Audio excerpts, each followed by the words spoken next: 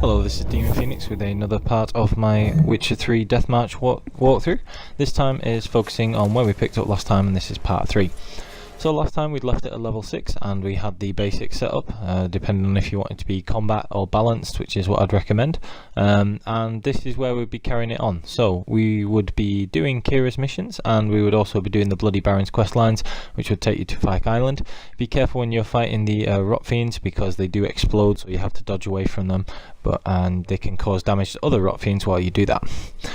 So you just carry on with the missions in the game, and then we would be picking up here where we're level 8, and you get another ability slot unlocked. Now, based on what we had previously, we had Poison Blades and Muscle Memory with Griffin School techniques, or Cat School techniques, which we're using at the minute because we've got light armour.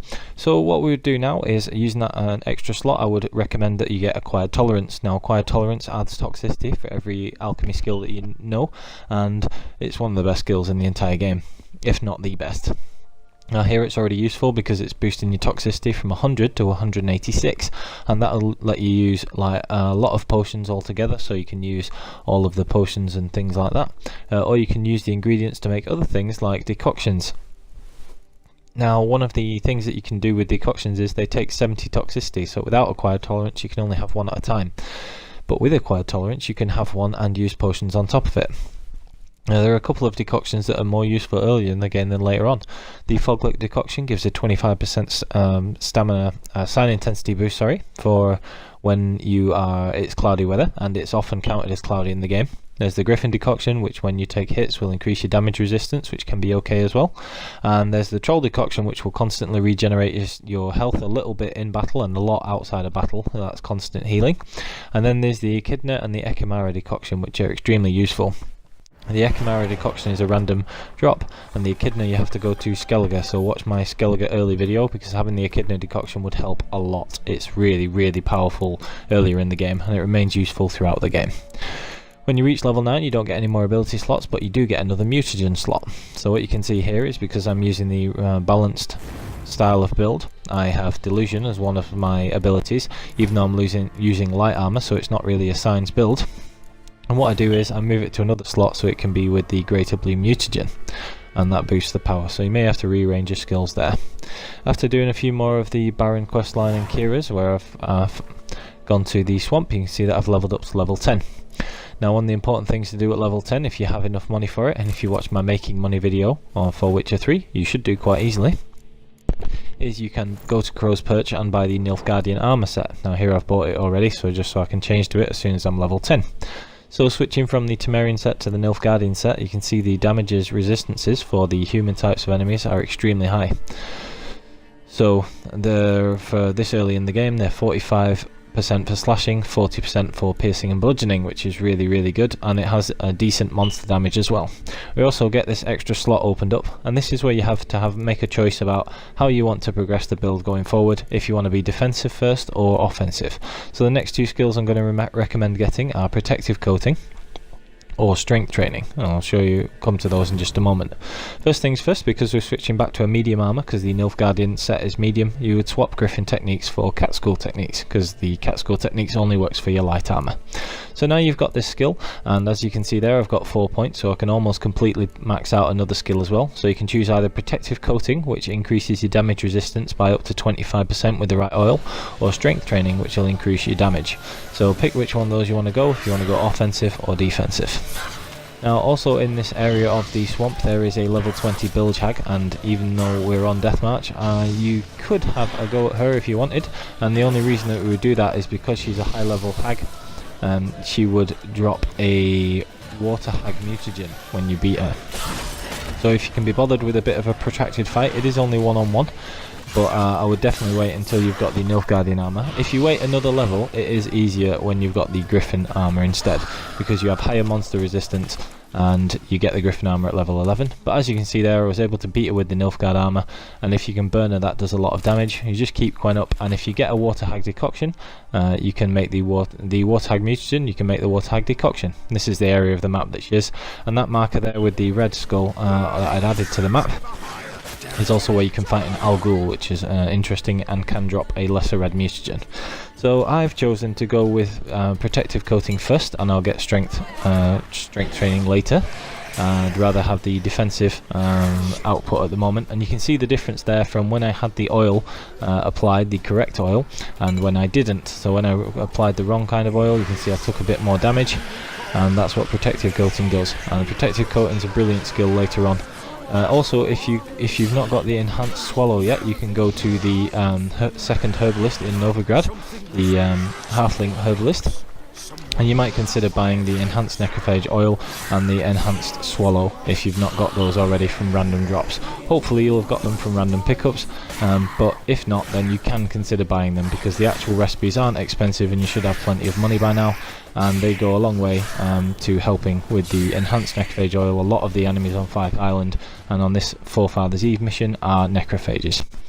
And the enhanced swallow, you get 4 uses of that per meditate, and it just heals a little bit more and a little bit longer than the regular swallow, and makes the game a lot more manageable.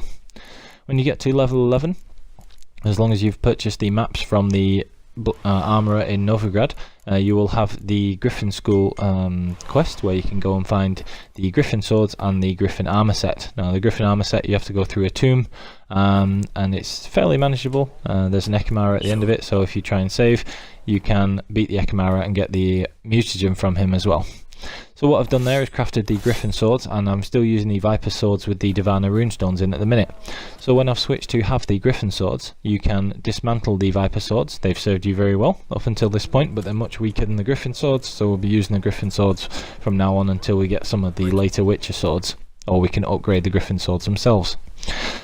So after you've equipped the Griffin swords, you can dismantle the Viper swords, and not only will you get a silver ingot and a little bit of emerald dust and things back from that, you will also get the Divana runestone back. So don't destroy the upgrades, dismantle the actual swords, and then you will get the Divana runestones back from the swords, or whatever runestones you chose to put in if you didn't put in the Divana ones.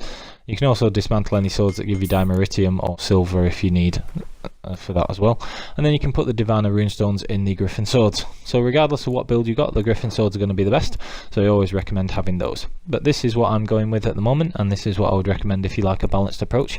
If you have the Griffin armor set, you'll have higher sign intensity, because the Griffin set boosts your sign intensity, and so do the Griffin swords. And you'll have really good stamina regeneration, just like we did right at the start of the game, because we've still got Griffin school techniques. So at the moment I've just got muscle memory, boosting the lesser red or werewolf mutagen that we had. I've still got poison blades and acquired tolerance, and with this one you can see I've got that extra point from getting to level 11, so I've got 5 points in protective coating. So whenever I have the right oil, that'll be an extra 25% damage reduction. Not to go too far into it, but that's an additive increase in your reduction, so you can really tell the difference, and it's very important for the tank builds that we'll be running later on, or building up to my Uber build towards the end of the game. Whenever there's areas where you're fighting humans, or other enemies that do slashing damage and things like that, you can switch back to the Nilfgaardian armour if you wish, and that'll be especially useful for the boat going on to Skellige, because now we're at the position where we can very comfortably go to Skellige. So if you didn't go earlier, I will be recommending at the start of the next video that you do go now. And with the Nilfgaardian set and its high resistances to slashing, piercing and bludgeoning, it's a very good armour set for doing that. You can also still have exploding shield, and if you want to go a little bit more signs based, you can go exploding shield instead of protective coating if you wanted to. If you wanted to go for the more combat build, and you decided to do that based on the previous video where we had strength training and muscle memory, you would stick with the Temerian armour. It still has its decent resistances, and most light builds are about dodging anyway.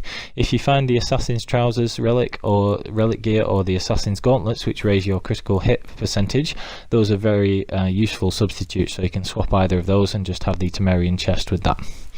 Now what I've got here is we've got muscle memory and strength training, and we've also got precise blows to increase your critical hit chance and fast attack damage, and we also had acquired tolerance and fleet-footed. Now fleet-footed will pair with a red mutagen, and you can see that because we've got 2 red mutagens, fleet-footed will let you take less damage when dodging, but it will also still boost the red mutagen, so we had much higher damage with this build. So the sign intensity and stamina regeneration is lower, but the toxicity is still high, so you can use potions, and you've got plenty of dodging ability. You can try and do a heavy build if you find some random heavy gear, but there isn't any good heavy gear to craft yet, and even though you can do it as I show here, we'd have a slightly different setup. I wouldn't recommend it just yet, because the only really good heavy gears that you get are when you get to Skellige.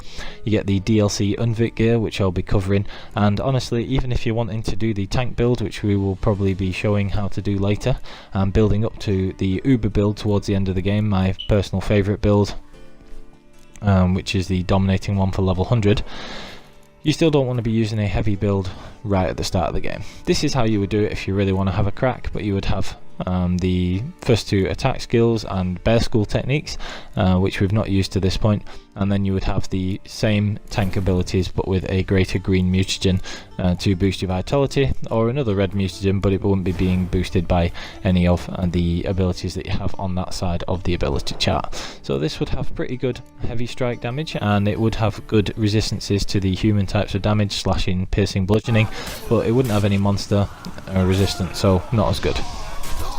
One of the things that I would do before starting any of the Novigrad missions is if you do all of the missions and side quests that are around Geralt's level now, so anything up to about level 10, like Wild at Heart, that's another one, and that can get you another werewolf mutagen, and the Aramis mission, those kind of missions around this level, is to explore down the left coast of Velen, so that would be the west coast.